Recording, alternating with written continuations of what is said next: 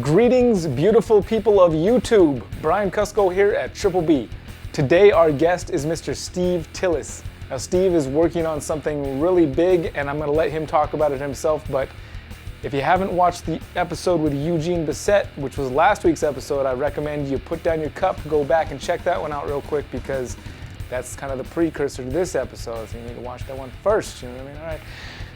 Basically, Steve has a lot of cool stuff going on, stuff that's going to be a big deal coming up here in the reptile industry, I believe. So you're going to want to pay close attention.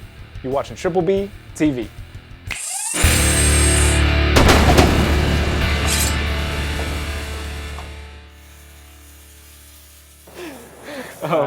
But how did you get into keeping? Okay, so as with most people, it starts with a fascination as a kid. I remember my granddaddy was the owner of like a conservation center, and at one point we found this little rat snake coiled up in the garden hose, and we put it in a pretzel jar and kept it for a couple of days. And I remember I was reaching in to let it go, and it bit me. And I just remember pulling back, looking at my finger at this little pinprick of blood, and instead of just being afraid or anything like that, it just hooked me into what turned into a big, I guess, a long path. And then when I was 13, I sold my Legos on Craigslist and bought a pair of ball pythons, and then that's what started it all. You literally got bit. Yeah, literally got bit. Yes. That's cool, man. So you've been working with Eugene for the past 6 years, is that? Yeah, a little over 6 years now. I've been working for Eugene.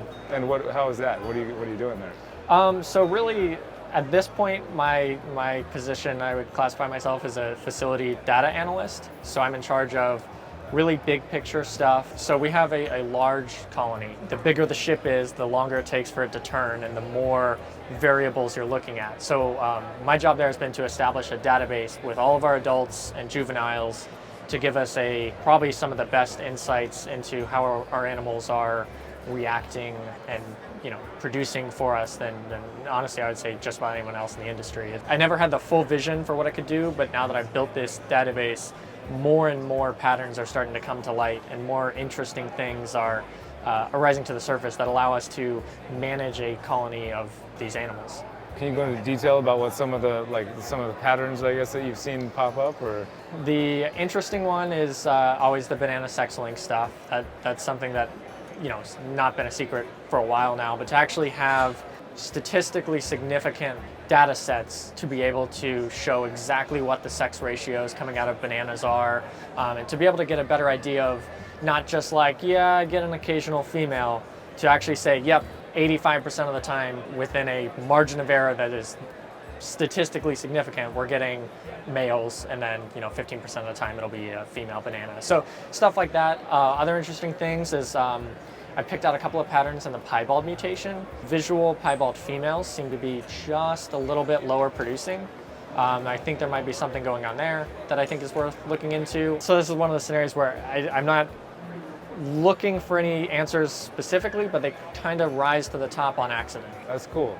Yeah, Eugene was mentioning that you guys probably have more data collection going on than anybody else out there. Yeah, so it's both the quantity and the longevity of it is really what is most exciting to me. Time is something that you can't fake. Right. If you have 20 years of data, that's something that by definition is going to take 20 years to duplicate. Right. So it's truly a valuable asset. And what do you do? You have some stuff going on yourself. You're working with Eugene right now, but you're about to go. He was saying you're going to go on and do some bigger things pretty soon. Yes. So right now I'm starting a master's at the University of Florida College of Veterinary Medicine, and the hope is that'll eventually turn into a PhD, looking at the disease interface between not just our captive populations of reptiles, but how that might interact with wild populations. So, an obvious one right now would be snake fungal disease. That's something that a lot of people are scared about for wild snake populations. And there's a lot of stuff we just don't understand. We don't really have a great idea of where our captive populations exist within the overall network of wild populations. And there's a lot of talk of invisible arc and stuff like that, where us keeping animals in captivity can relate to conservation. Part of that we're really not concerned as we should be would be with captive reptile diseases. There's a lot of stuff emerging right now, particularly like nidovirus, and then a couple other pathogens that are really, we're really starting to understand them more and how they're going to factor into both our captive and potentially wild reptile populations. That's cool, man.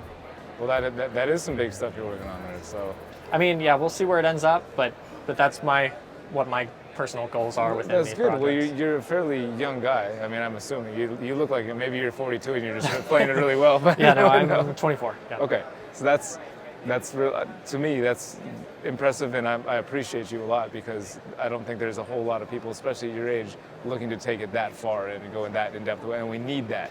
Yes, yeah, we do. And, you know, there are good and bad sides to everything, but I really do think the power of getting people excited about animals and to give them a vision larger than themselves is a valuable asset that the reptile industry has to offer. That really is, again, something we need to you know, put oxygen towards, you know, to really foster that growth. Yeah. Well, I think what you're doing is going to be helping that a lot. So I hope so. I appreciate it. Thank you very Yeah, much, man. no I problem. really appreciate it.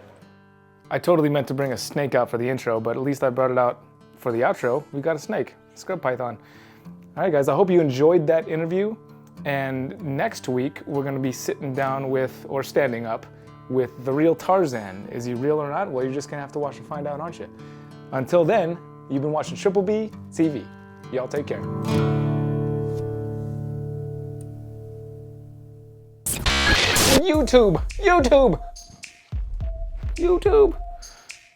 YouTube, me tube, we tube, all tube. Dude, my interview style is totally just relaxed. It's almost like fireside chat. Okay.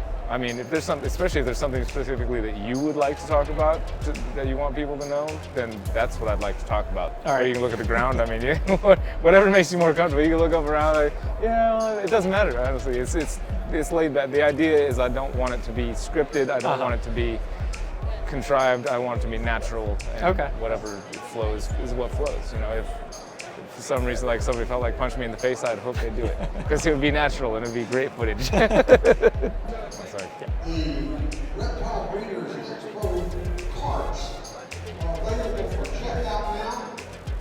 You're perfect, man. It'd be great. Were you nervous because you didn't show it?